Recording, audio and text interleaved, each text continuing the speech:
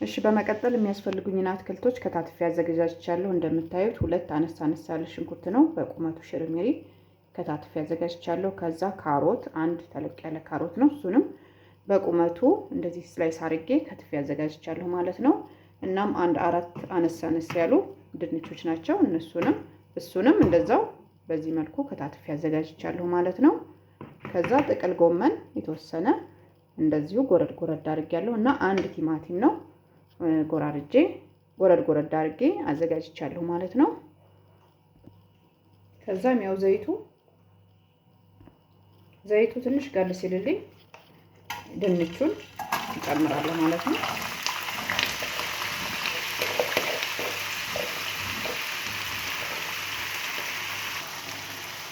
እሺ አሁን ድንቻችን ላይ የጥብስ ቅጠል ፓውደር እጨምራለሁ። በጣም ቆንጆ ነው የሚያደርገው፣ ጣዕሙን ያጣፍጥልናል ማለት ነው።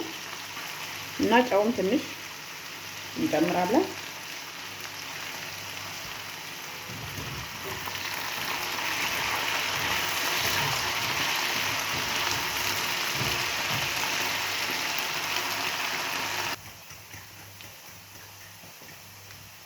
እሺ አሁን ድንቻችን ቀላ ማለት ጀምሯል።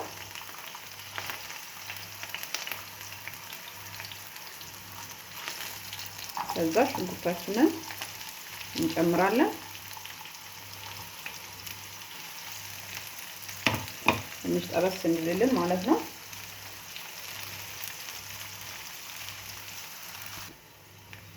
እሺ ይሄው ሽንኩርታችን እንደዚህ ትንሽ ቀላ እስከሚል ጠብሼዋለሁ።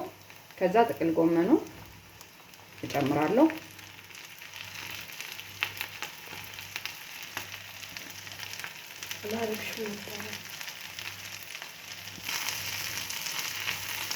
ጥቅል ጎመናችንንም ትንሽ ጠበስ እናደርገዋለን።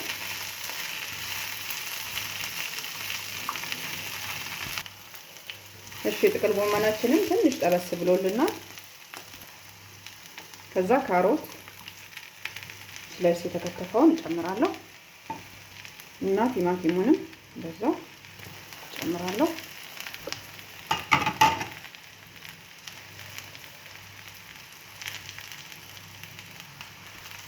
ከዛ ቲማቲሙንም ጨምሬዋለሁ።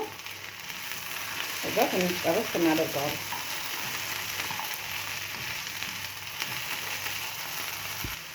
ከዛ ሚጥሚጣ ጨምራለሁ እና ጨውም ትንሽ ስለሚያስፈልገው የተወሰነ ጨምራለሁ እና ቁንዶ በርበሬም ትንሽ ጨምራለሁ።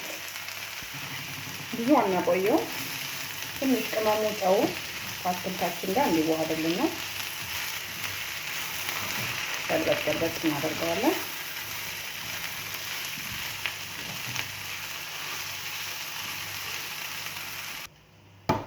በመቀጠል እንቁላል አዘጋጃለሁ። 3 እንቁላል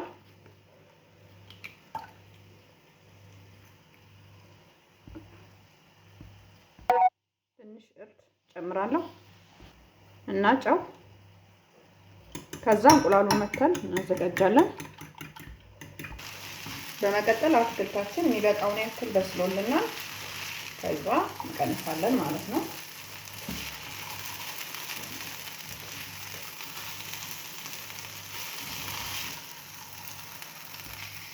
ከዛ የተወሰነውን ከቀነስኩ በኋላ ይሄውን አስተካክለዋለሁ።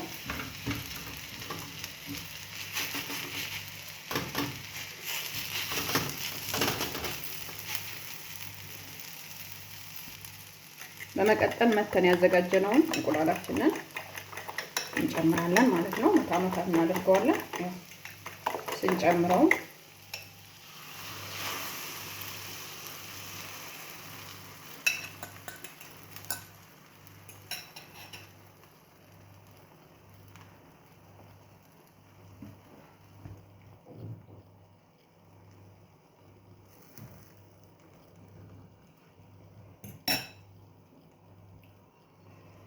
ከዛም ያው አትክልቱ ተስተካክሎ እንዲበስል ጫን እናደርገዋለን።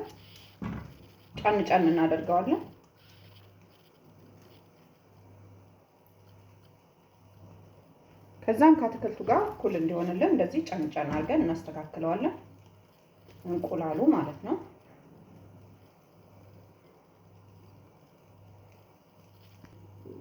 እንቁላሉ ያው ቶሎ ስለሚበስል ከስር እሳቱን እንቀንሳለን ማለት ነው።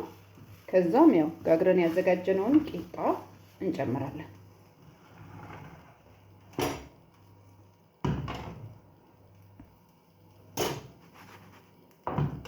ትንሽ እሳቱን ቀንሰን እንቁላሉ ከስር እንዲበስልልን እናደርጋለን። ያው ቶሎ እንደምታውቁት እንቁላል ቶሎ ስለሚበስል ብዙ እንዳይቀላብን እሳታችንን ቀነስ አድርገን እንዲበስል እናደርጋለን ማለት ነው።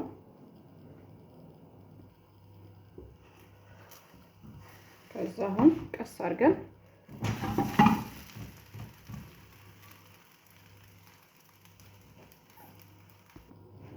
እሺ፣ ይሄው ከስርም እንደዚህ ብራውን ሆኖ በስሎልናል። እሺ፣ ይሄው ከስርም እንደዚህ ብራውን ሆኖ በስሎልናል። ያው እንቁላሉ እንዲበስል እንደዚህ ከውስጥ ካለው ጫን ጫን እያደረግን እሳቱን ቀንሰን አሁንም ትንሽ እናበስለዋለን። እሺ፣ ይሄው እንደምታዩት ከገለበጥነው በኋላ ከስር ቆንጆ ሆኖ በስሎልናል። አሁን የቀረ እንቁላል ካለ ከውስጥ እንደዚህ ጫን ጫን እያደረግን እናበስላለን ማለት ነው። ከውስጥ ያልበሰለ ካለው ጫን ጫን ስንለው ይበስልልናል። ከዛ አሁን በስሎልናል ሳህናችን ላይ እናደርጋለን ማለት ነው።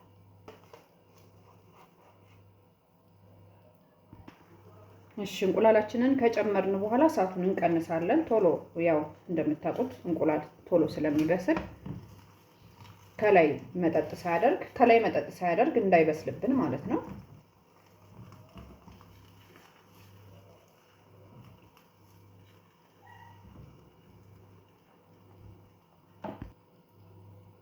እሺ፣ እንቁላሉ እንደምታዩት ዳርዳር ላይ እየበሰለልን ነው እና ጨርሶ ሳይበስል አብስለን ያዘጋጀነውን ቂጣችንን እንጨምራለን ማለት ነው።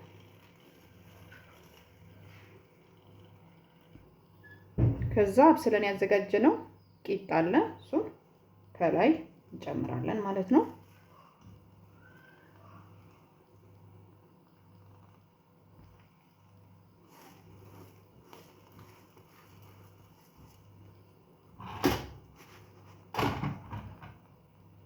እንቁላሉ ከስር እንዳይቀላብን ቶሎ እናያለን። ከዛም እንገለብጠዋለን ማለት ነው።